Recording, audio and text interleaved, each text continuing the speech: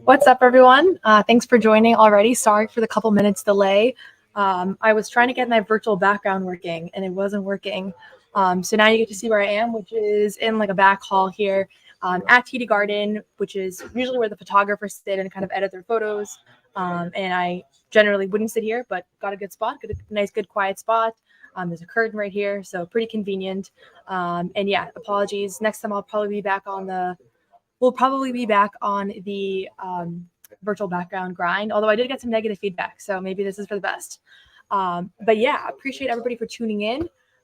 Feel free to write your questions, as always, in the comment bar, and I'll pin the ones that I'm answering, and hopefully we'll get through most people's questions. As you've probably seen, if you're following along on Twitter or on social media or even have the TV on, this has been a pretty eventful media day at TD Garden. So we heard from a bunch of people. I didn't realize, but this is actually the same as the last media day was, in the sense that you hear from two coaches, you're both coaches, and then you hear from like 9 players on each team or 8 players on each team. So we heard from all the starters, from KP, Peyton Pritchard, Sam Hauser, Drew Holiday. Obviously, you can't be like in all of those at the same time. And so I attended the ones that I was able to attend, and then you can kind of read the transcripts and everything of the ones you weren't at. But I was sitting in the front row in the room when Jason Kidd had his presser. And I have to say, like, most pressers are, especially with the coaches, it's like they're a little bit boring just because they're not going to give up their game plan, and they're usually like not going to say something that entertaining, especially like in a practice availability or a pregame.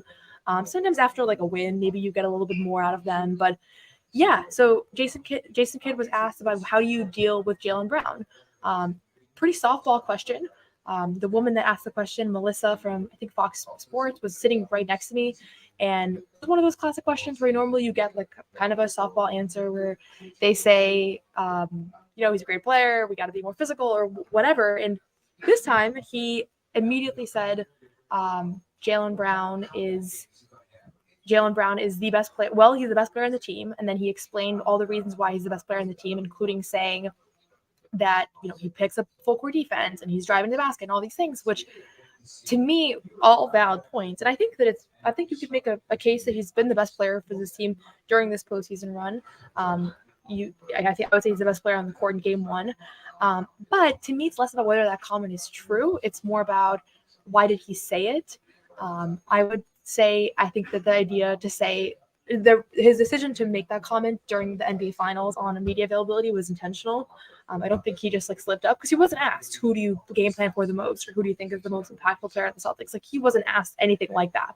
And that's one of the things that I always find interesting, because a lot of times when clips are posted, like, you don't know necessarily all the context. This was pretty out of context. Like, this was just, he just said it. And so right after that, Jaylen Brown and Jason Tatum both went to the podium, and they both asked those questions. They both had to answer for like, what's your reaction to that comment? Both kind of said, I have no reaction. Tatum even said, they've been trying to draw a divide between us for a long time. Jaylen Brown said, no reaction, like, it's a team sport.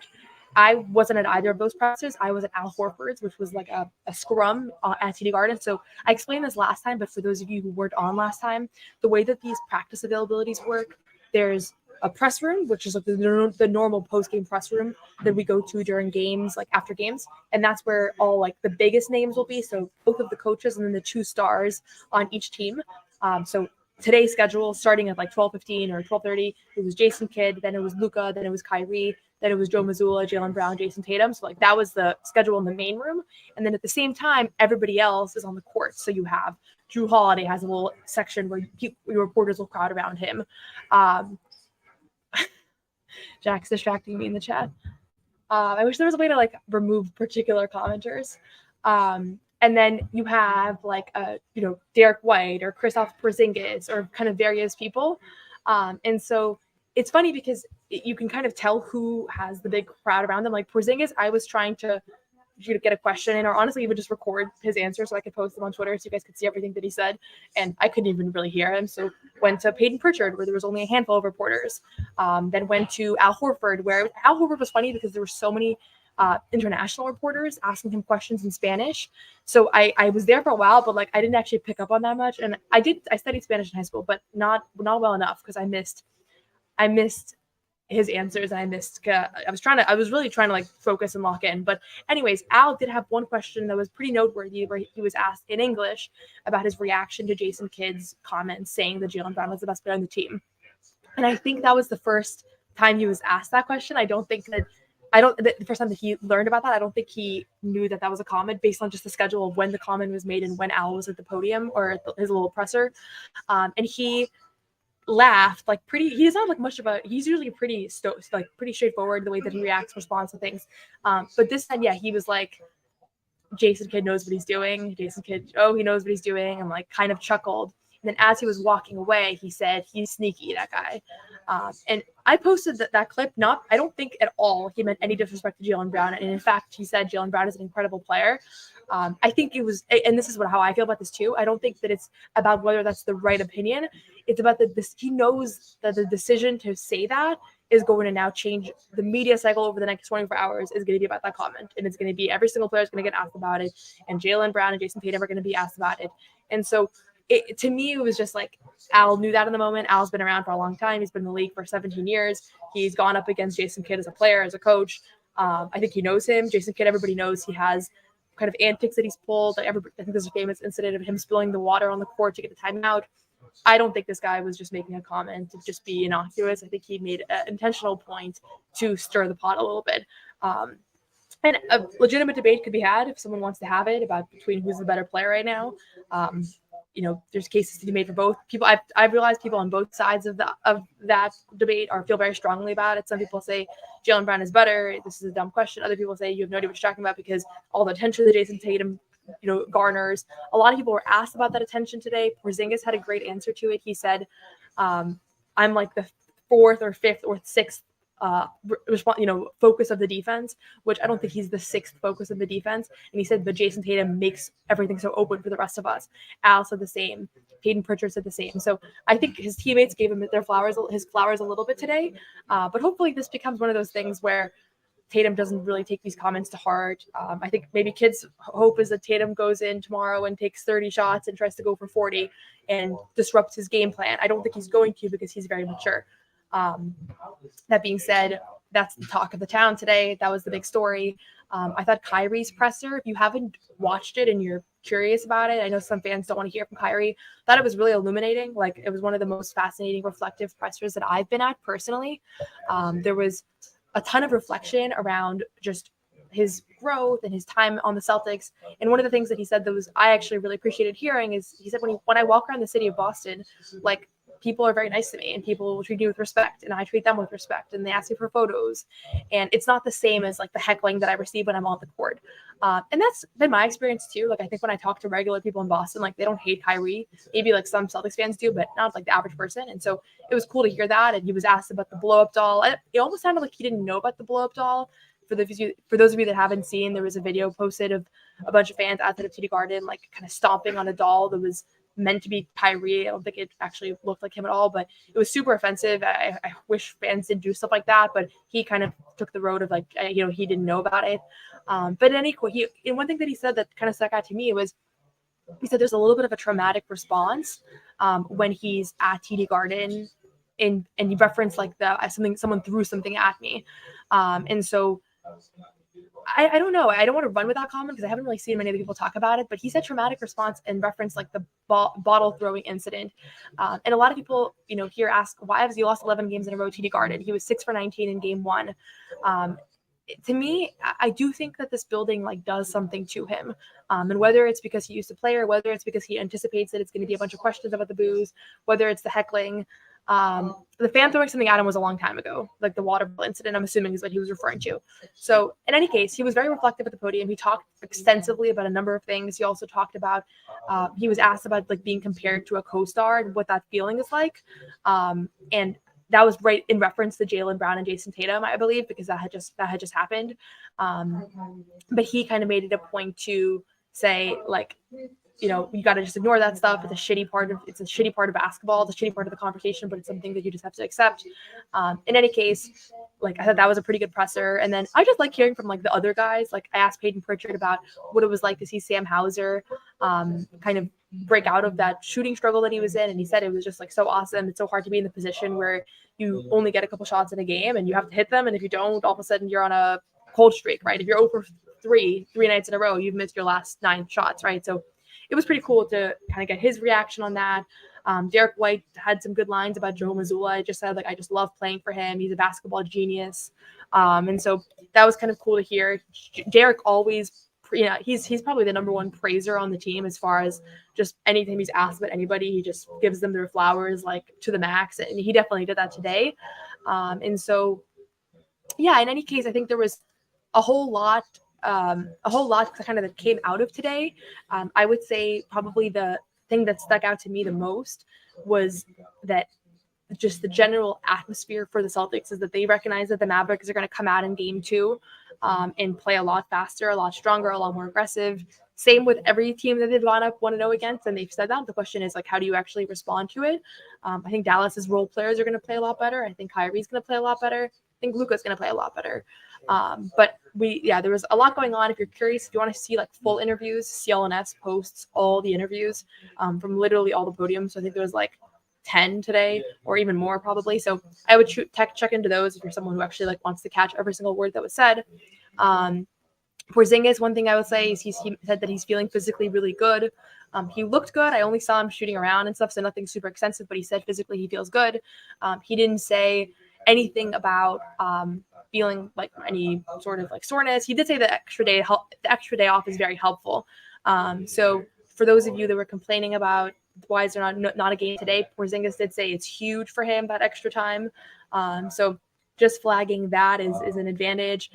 Something else that he said that I thought was kind of funny was he was talking about how, I think they showed this on TV as well, but they brought out before game 1, all the players came out and it was just the normal introductions and everything. And then Porzingis came out like 6 minutes later. Like it was like a while later. I didn't even notice he wasn't in the initial group. And they had on the Jumbotron, like him walking through the tunnel, through the halls, like fist bumping the security guard, going onto the court. Like they had this like camera on him. He said today it was like, that was insane. It was so cool. It was like a WWI like type of like an intro. He said that I should have had a song. So I think he really appreciated the fan reception. He talked about a post game. It really fueled him and kind of fueled his ability to come out there and perform the way that he did. And so I think he's feeling great. I would imagine he probably goes off the bench again for game 2. It just sounded like it worked for everybody. And it also sounded like it wasn't like a last minute decision. That was at least my interpretation of. Joe said that he doesn't remember when he made the decision. He also told us pregame that he hadn't decided. I think he had just definitely decided by then. But why would he not tell us, right? Why would he tell us that and then give the Mavericks like an hour heads up on knowing that Porzingis is going to come off the bench? I think they probably expected him to start, as did most people. But as Paul mentions, I did say he was going to come off the bench. I felt pretty strong about it just because like the starting unit has been doing so well. And so, okay, I was mostly ignoring the comments just because I was trying not to get distracted. But feel free now if you have questions at all to post them in the chat. And I'm going to also plug that I see the vast majority of people are watching on Twitter. So if you are watching on Twitter, I can't see your questions, but feel free to join on YouTube. And you can go, it's on Noa Dalzell NBA is my YouTube channel, also streaming on CLNS. But if you join on YouTube on any of those, I will be able to see your comments. And if you're not subscribed to my YouTube channel, please subscribe. It's again Noa Dalzell NBA. The channel is live from the NBA Finals, I believe. And so, yeah, things are just kind of wrapping up here in Media Day. So I got here at noon. We watched the tail end of the Mavericks practice. We did all the pressers, watched the tail end of the Celtics practice, did a couple post-game hits with Bobby Manning. Those will be on YouTube as well if they're not already up. Just kind of discussing different topics. And then, yeah, after this, I'm going to write my article, which I still haven't decided if I'm going to do a general kind of notebook on everything that happened today or pick a particular topic. So that's kind of what my day looks like, at least. And I'll start going through some questions, starting with Rich. What is my background? This is my first year doing this. So I did a lot of journalism, like growing up in high school, covered sports, all that, but I didn't do it in college. And my full-time job is also, I'm a climate environmental food lobbyist. So yeah, I'm doing this all on top of that. But yeah, this year it's been a fun first year because obviously we're watching a historic team, which reminds me, something that was funny was that Kyrie called this team historic, like must have said it like 5 times, the Celtics. So he definitely recognizes that what he's up against here and kind of the challenge of facing the Celtics. He really referenced that. Oh, please. Yeah, you can make 5 profiles, subscribe to my channel multiple times. We're at 450 subscribers, which is not bad considering I decided on Monday I was going to start this. So appreciate everybody for tuning in. Could KP start in game 2? Andre asked that. I don't think so. I think he did look a little bit more tired in game 1. He confirmed today that he does have a minutes restriction, which is interesting because Joe said that he does not have a minutes restriction. He played 21 minutes in game 1. I wouldn't be surprised if he played more minutes in game 2, especially if they need him. They obviously didn't need him to play more in game 2, but I thought he looked a little bit winded. I don't think he looked like hobbling or anything like that, which was good, but I do think he looked a little bit winded. And so to me, he's probably going to play maybe 25 minutes. I don't know, but I don't think he's going to start. I don't think he's going to start at any point this series. So yeah, that's my perspective at least. On the NBA draft, it's a fair question, Jack. I have not had the time to start looking at the draft, but you're right that that's coming up very shortly. Like, it's kind of wild, the turnaround between the NBA Finals and the draft. And I actually don't know who like a good point person would be to follow for Celtics draft coverage. I will say I was at the Auerbach Center a couple of weeks ago, and I was kind of staying late, and they told me like, oh, by the way, like we have prospects coming here to work out. Just so you know, don't be like, just if you see people, like that's what that is. And I was like, I wish I knew like who they're looking at right now, because I didn't even recognize there was like a couple people there and I didn't know who they were, and I felt like that was a missed journalism opportunity. So yeah. Oh, on the crowd. Okay, so I don't know if you guys saw this. Jaylen Brown said, I think they can be louder. He said it's gas station versus gas station at this point, grocery store versus grocery store, crowd versus crowd. This is not Jaylen's first time calling out the crowd. He called out the crowd famously before Game 7 last year versus Philadelphia. He said it hasn't been great this postseason. He said this time around the crowd was good in Game 1, but it wasn't great. I'm going to agree with Jaylen. I think the crowd was crazy in the first quarter. Like, that place could not have been louder. It could not have been better. I was like, where I was sitting was a little bit different than where I normally sit, just because there's like 1,000 media people here.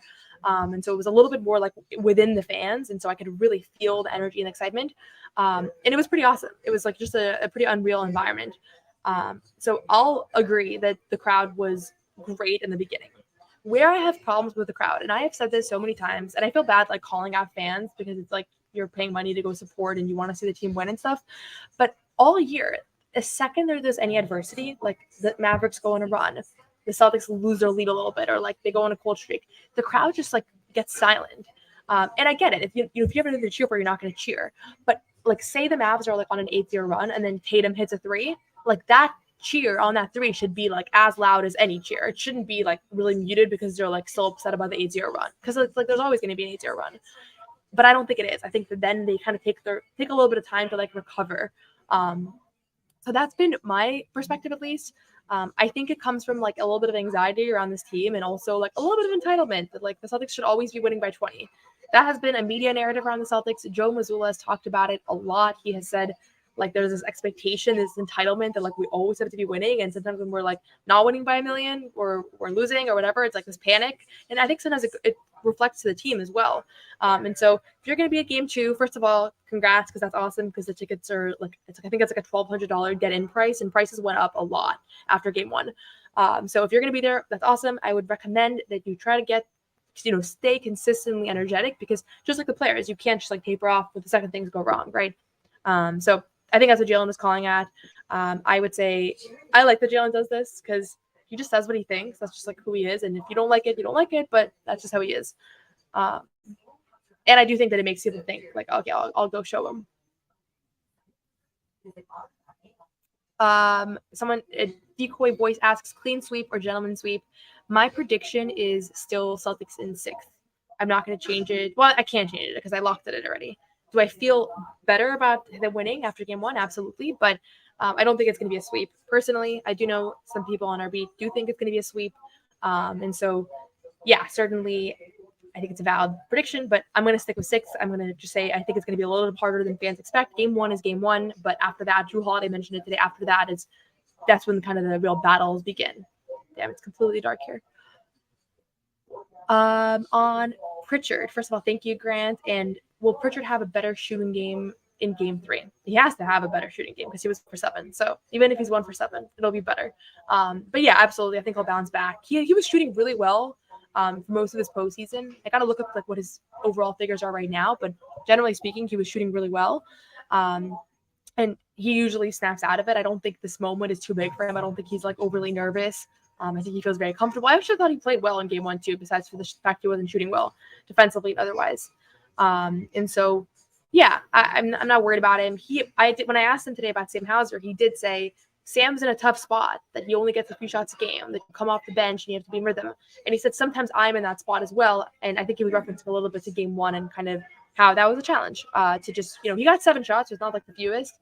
And I think I mentioned this yesterday on the live stream, but it was pretty funny to see. He was like still pretty pissed when he missed a shot right towards the end there. There was like a minute left in the game and he missed, and he like was like made a face and raised his arms up. And I was thinking like, damn, he just really wants to see one go through. But I think I'll be fine. I made my prediction that Sam was going to break out of his shooting slump yesterday and that he was going to have 2 threes, and I was right. And so I'm going to make a prediction that Peyton Pritchard has 8 points in this game. So that's my prediction. Just scrolling through these. These are tough. See, the thing is, I want to like spend some time thinking about some of these, but I don't want to just like pause here. First, I'm going to take this off. Okay, adjustments that the Mavericks will make. I think one big thing they're going to do, and Jason had mentioned this before the game, in media day today, is that I think that the Mavs are going to play less one-on-one. And obviously they have 2 of the best one-on-one players in the game as far as Luka and Kyrie. But I think they're going to look to play make more. Like Luka having 1 assist and the Mavs having like 8 through most of the game until maybe they got a few in garbage time. Like that's not going to work. And so, yes, they're an ISO focused team, but Tatum and Brown are ISO players too, and like they obviously move the ball really well. So I think that's going to be the biggest adjustment that we see. And they're going to play better defensively as far as just like making the Celtics more uncomfortable. I still think they have personnel issues. Like Luka had a stretch there where he like got a steal, and like I was like, oh wow, like he's playing much better defensively. I went back and rewatched game 1 last night, and I had 2 big takeaways. I should have done it before my live yesterday, but Luka's defense was really bad. Like honestly, it was a lot worse than I thought. I almost felt embarrassed that I tweeted out like I'm surprised by Luka's defense positively, because on the rewatch it was really rough, and Jaylen Brown was just totally abusing him. So I don't think that's something they can change at this point. I think if he was capable of playing better defense in game 1, he would have. But yeah, I think the adjustments are going to be more offensive in nature, just because that's what they can fix. And 89 points for the Mavs is not enough. Holding the Celtics to 1-0 something, I forget what the final score was. I think the defense, the Celtics are going to score that many points regardless. Comment here on the Mavs arena. Oh, I didn't know that. I've never been to Dallas before. So we're flying on Monday night. I'm very excited to check out the city and the arena, but I didn't know that the fans are kind of in your face. This is kind of a random comment, but in Maine, like where the Maine Celtics play, there's like a row of fans that are like pretty much like a bench that are like on the court, and they were so disruptive to the opposing team. So I'm assuming that's not what this looks like. But I think they're not going to be rattled by anything right now as far as fans go. Like these are guys that have played in Philadelphia and New York and a bunch of different places. So I don't think that that's going to make a huge difference, but I will look out for it. Thanks for flagging that dynamic. Favorite person in the media to meet so far? I mean, I've made a bunch of friends this year covering the team, like people that I like have traveled with. Like I would say the 3 people that we did our road trips to Cleveland and Indiana was cool, with Bobby Kravitsky and Justin Turpin and Jack Simone. Certainly like forgetting everybody's last names. But I feel like those people I like met more organically. Someone else that I love, John Corrales' podcast, Locked On Celtics. And I've been listening to it forever. So like meeting him in person and like getting to know him has been really cool, just because I feel like I've heard his voice for so many years that now there's like a face to him, which is cool. I never listened to things on YouTube, so I didn't even like know what he looked like really. Jason Kidd got cute today. I agree. I'll just emphasize this comment. I agree with this. I find the Tatum Brown stuff to be so tired. I almost felt bad that I like tweeted out the clip because I was like, I'm adding fuel to this, but then I was like, no, it's gonna be everywhere anyways. I might as well be the one to put it out. Interesting. You were cheering for Dallas. I didn't think the crowd was very quiet and weak. I think they got quiet at a point, but it was really, really loud for like when they made their run in the third and the first quarter as well. They were only cheering when the Celtics were scoring. I mean, that's kind of like that's normal. And my thing is more just like you got to cheer when they're scoring, even when it's not a part of a big run. That's my thinking. Backup big for Boston. The Boston can target for big. What? Okay, I'm gonna be honest. I feel like I always get so blindsided by like new acquisitions. I'm just not even gonna predict them anymore. Like I spent so much time about when the trade deadline was happening, being like, if they could pick someone up, like who might it be? And like Xavier Tillman, Jaden Springer, not on my radar. So probably someone that I'm not gonna guess. So I'm not gonna even pretend to. But I will say I think I do think Nemi has a role to play here. I think they signed him to a long multi-year deal because they see a future for him and they believe in him. And yeah, I do think that he's going to be a part of the rotation in the future. I'm really high on him. I watched a lot of him in Maine. He's an NBA ready player. He also can shoot, and I know that all NBA players can shoot. And like I post clips of him making threes, and everybody's like, "That's every NBA player." I watch a lot of NBA players warming up, right? Like if you guys follow me on Twitter, you see I'm literally showing up to games so early and watching all the guys warm up from the jump. And that starts with like Jordan Walsh and JD Davison and Drew Peterson and those guys all the way through all the stars and everybody. And Peyton Pritchard's usually the last one. And I could tell you some guys shoot a lot better than other guys. And I'll just uplift the ones that shoot really well instead of slandering. But I would say Keita shoots very well. He's a very good three-point shooter. So I think that he's going to be able to shoot as an NBA player. He's not one of the ones that's like sometimes comes in and like is really missing. So yeah, that's my perspective on it at least. Yeah, I do think that beginning of the second half there was no energy in the building, and part of it was that fans were getting snacks and things, and so like that helped. That's when the Mavs went on a big run. So if you're gonna be here, or just get food before, or like I don't know, go in waves. So you're not going like literally like you can't go at halftime. That's everybody knows. That's like the worst time to get anything. So that's I agree with that.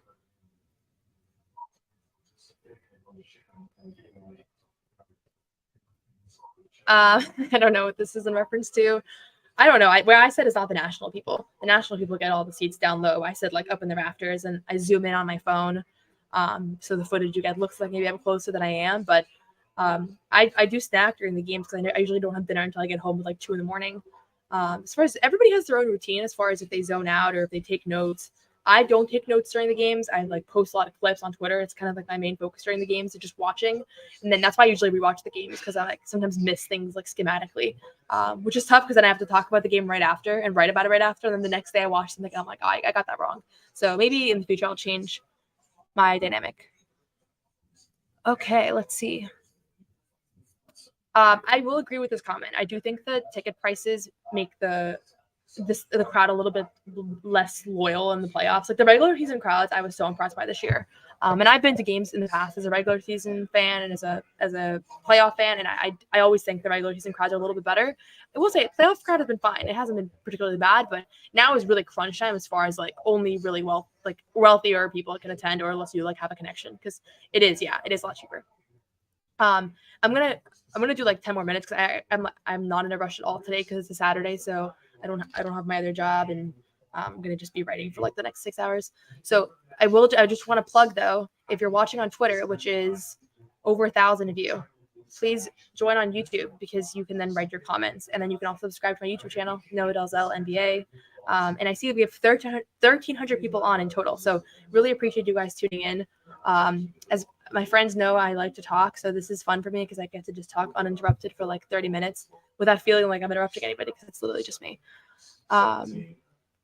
So appreciate you all for tuning in, and I'm going to keep doing this every day until they win the championship. I said that from the beginning, so that includes if they don't win this year. Let's see. Is Hauser out of his shooting funk? I mean, he did hit 2 for 2. Maybe. I think the narrative is that he's out of his shooting funk. It's only 2 shots, but I'm sure it felt good to score 8 points on 4 shots last game. He mentioned like that diff 3. He works on it in practice all the time. I see him work on it in practice all the time. I also see him work on shooting off of bad passes. Like sometimes the coaches will pass to him like to his feet or like to the side, and he has to like kind of dive to get the ball, and just to kind of work on every single scenario. So I predict that he'll continue to shoot well during this finals. A lot of people were counting him out. I was not counting him out. So yeah, I totally think he'll be fine. Yeah, it would be huge if he came back. Yeah, totally agree with this. The 6 assist potentials, I listened to that on some podcast today. I forget who said it. I'm a huge podcast consumer, so I literally listen to everything.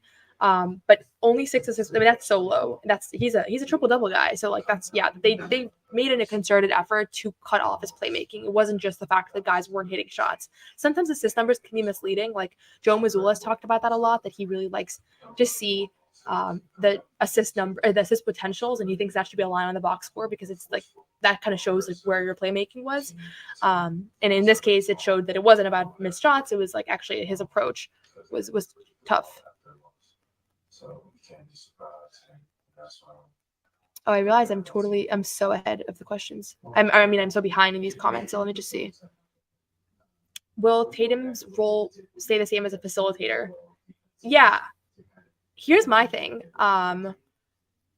If teams want to keep doubling Tatum the way that they have been, like that's a win for the Celtics. If he scores 16 points and they win by 20, it's a win for everybody. Like it does kind of suck for him. Like I was actually watching it like through his lens on the rewatch, and I was like, it'd be so annoying if I was like a really good basketball player and every time I stepped on the court, they threw like 3 bodies at me, and then I passed to my teammates, and then they have open shots and they get all the credit. Like I get it, it's frustrating.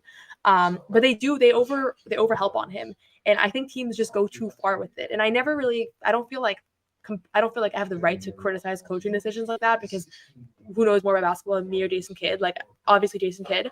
But from my observation, like teams have overhelped. Like game 1 versus Miami, first game of the playoffs. I remember watching that game and I was like, they are literally doing everything they can to get the ball out of Tatum's hands. And then he has like all-star teammates all around him. So this is just not the team that you can do that. I think you let him get his, the same way that I say about Luka. Like let him get his, cut off his playmaking. But we'll see. Maybe they come back tomorrow and they single coverage him and they don't freak out about him getting his points. So yeah, that's my thought on it.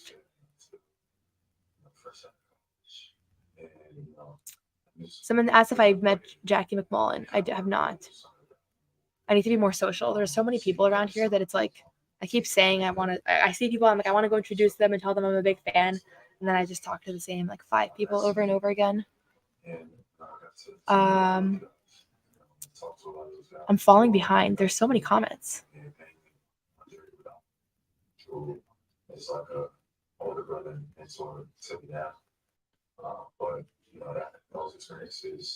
Why doesn't Luke Cornett shoot threes anymore? I'm going to pin this one because I asked him the question once. And for those of you that don't know, Luke is like one of the nicest players as far as just talking to the media and stuff. Like I've asked him about like how being a dad has like impacted him being a basketball player, and he like talked for like 5 minutes. Like he's very friendly.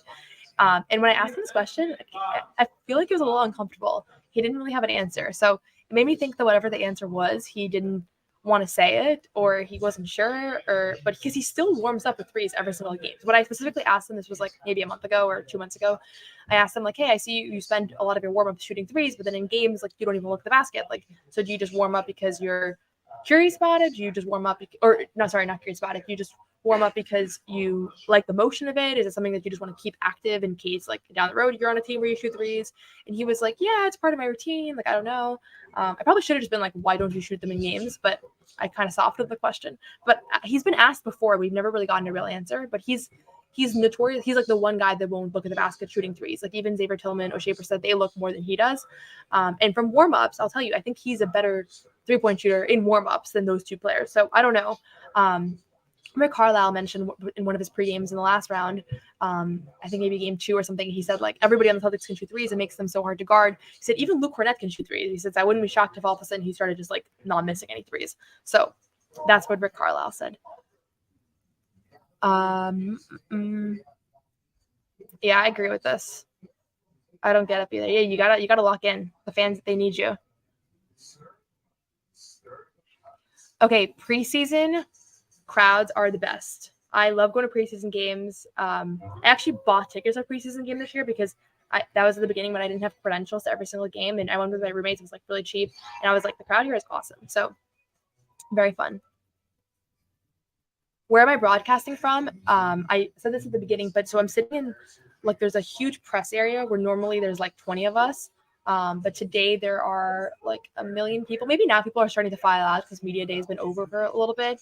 But today there's like hundreds of people. So I found this little hall. Like I can kind of actually I'm scared to move my computer because my camera will probably fall. And I'm technologically a little bit challenged, I will say. So just a little like hall where like the photographers sit usually, but nobody's here right now. Oh, I already answered this. I don't know. I keep scrolling up.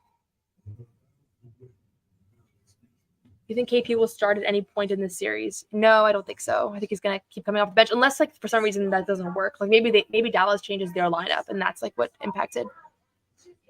A lot of questions about KP.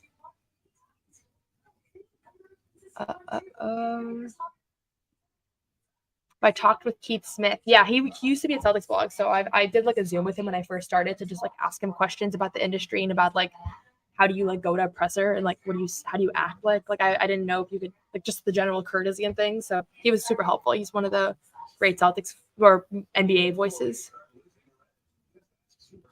Okay, I'm gonna try to see if I can finish all these. I don't think they're going to keep doubling Tatum. Lucas here asked, do you think the Mavs will continue doubling Tatum the whole series and leave JB Holiday open? I think they're going to look at the film and realize they can't afford to do that as much, the same way that Miami did. Miami totally stopped that at one point, or really adjusted that at least.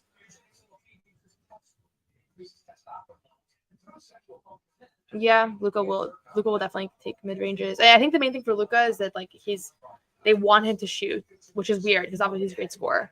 It's a question of like how does he still find his teammates in that environment? Yeah, this was a huge point. This is a good point, Aiden. Like the Mavs centers were not productive in that game. Derek Lively, I'm a huge Derek Lively fan. I mentioned this before. He's one of my favorite rookies this year.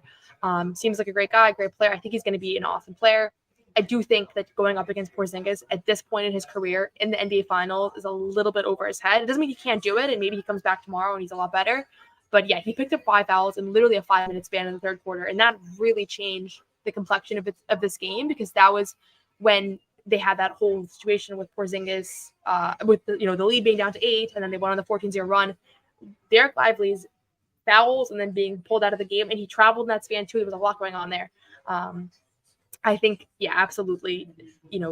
They're going to need better production out of him, out of their centers, out of Daniel Gafford. Like they're going to have to, and they're going to have to find an answer for Porzingis because Porzingis looked like he was getting anything he wanted in that game.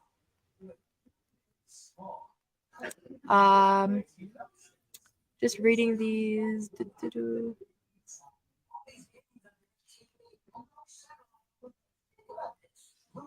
This is a good place to end, I think. How much fun has it been covering this team at their absolute peak? It has been literally the most fun thing I've ever done, honestly. And probably the second most fun thing I've done was play high school basketball. Someone asked me about in the comments here too, so I'll just answer that too. Yeah, I played basketball in high school. Then I played club at Northeastern, so like it was not at like a collegiate level, but it actually was pretty competitive. My club team was definitely better than my high school team. But yeah, I played my whole life, and playing in high school was, I would say, probably the most fun thing I've ever done. Like I loved it. I loved the environment. I loved like having a crowd. Everything about it. My senior season was super fun. I will say covering this team has rivaled that experience, and I never thought that anything I would do would rival that. So it has been super fun. A lot of people kind of joke that I'm like a little bit of a cheerleader, or like I'm very positive and things, and I think I am, and probably I would be like a little positive even if I was covering like a bad team. But my answer is always like, this is the best team in the league, and this is a historically good basketball team. So 99% of the stories should be positive because this is a really good basketball team, right? Like to find negative stories is like you're really searching for them because they have been historically dominant and they've had zero off-court controversies. So yeah, it's been a blast. I think I can't even like decide what I want to write about or talk about because there's just like so many cool stories. Every person that I've talked to has been like uniquely interesting, whether it's the assistant coaches that are super friendly. I love covering the bench players. Earlier in the year, I would like only ask about them because I felt like they weren't asked about very often. And so it was like something that I could ask about that I knew wasn't already asked or wasn't duplicative. But yeah, it's been awesome.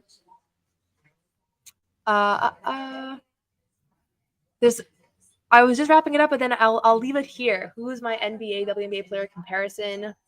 I said it was Max Strus once, because I think he's known for being a shooter, but he's actually not that good of a shooter, and I think that's me. Like I'm known for being a 3-point shooter. Like in high school, like all the plays were like any open threes, but then like low key, like when I actually go to the gym and like shoot around, like I'm like not that like maybe I used to be a little bit better, but sometimes I'm a little bit like less efficient than maybe I should be. So that's why I think of Max Strus. However, I've been playing with some of the other Celtics players on the beat, and they were like, "Your Max Strus is not a good comparison at all." So a couple people said Peyton Pritchard. I do like dive on the floor a lot and try to get offensive rebounds. And so listen, everybody, I think people that follow me know I'm a huge Peyton Pritchard fan. So I would love that comparison. However, I can like barely dribble, so I should not be compared to him. But Max Strus is like my NBA University actually told me that one should be mine. If you guys know that Twitter account, based on what I was like looking for input there. Okay. Cool. So yeah, and for just before I wrap up here, there are 1,510 people on right now, which is so cool. I so appreciate it. I see 57 of them are watching on my YouTube channel, which is totally fine if you're watching on another avenue, but I will say, please subscribe to my YouTube channel. It's Noa Dalzell NBA. You can find the podcast is right now called Live from the NBA Finals with Noa Dalzell. Sorry for saying my name so many times, but yeah, my goal is to eventually start a podcast that's more regular. That's also like on like audio. You can listen to it on Spotify and things. For right now, I'm just going to go on YouTube every day from different places. I'll be going live pregame tomorrow, but like early on, so it doesn't interfere with all the pregame shows that are already happening. Like How About Them Celtics, which I know right before, and like all the things that are on TV. So I'll be going on really early. I'll tweet out a time. And then yeah, Monday maybe I'll go live from the airport on Monday. I got to figure out where I'll go live from, but we're going to Dallas on Monday night, and then Tuesday, obviously, I'll go from Celtics practice. So please subscribe. You can find I'm going to start posting other stuff too, but for right now, it's just finals coverage.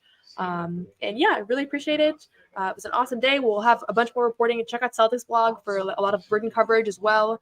And then check out CLNS for all the clips for today's interviews. If you're like me and want to hear every single word that every single person said, CLNS posts all that. So check that out. And yeah, appreciate it. Have a great day, everybody. And I'll catch you tomorrow for Game 2 pregame. Some of the best I've seen, or the best game I've ever seen. So